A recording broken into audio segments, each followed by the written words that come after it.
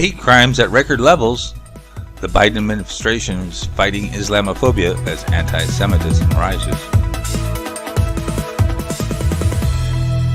Hello, this is Chart GPT today.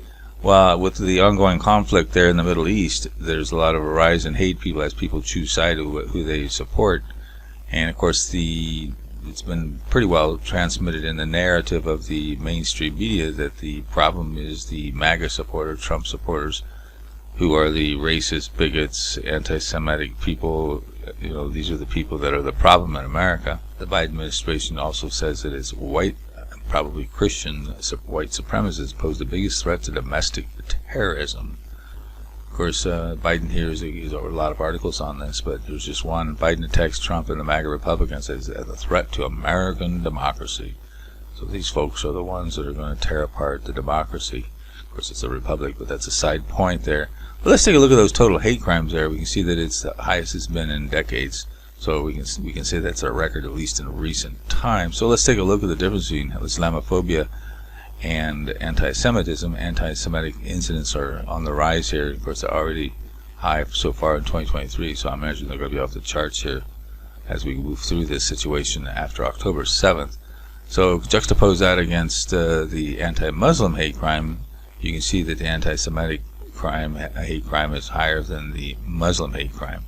So that's interesting. And of course, who's probably where it's coming from? Well, here's a poll, and that's sympathy for the Israel and the Middle East situation by party.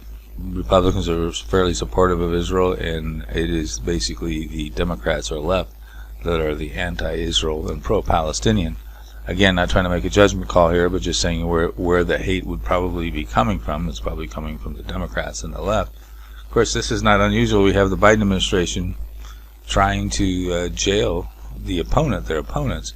A former White House lawyer tells CNN that Donald Trump is likely to spend time in jail for reasons. Okay, so again, I kind of get into deep with that. So what is the Biden administration trying to do? Well, as all these hate crimes are going up, anti-Semitism going up, so what do? They're launching an Islamophobia strategy. So figure that out. So what is our problem? Well, as this poll here says, recent poll from YouGov, what the biggest threat to American way of life or other people in America? Of course, obviously, if you're a Democrat, you think it's Republicans. If you think it's Republicans, you think it's Democrats. So there you go. Check out the AI and what it says when you have a leader that's trying to jail their opponent, regardless of where you're at in the country, and regardless whatever the reasons. Obviously, it's a great thing when you do that.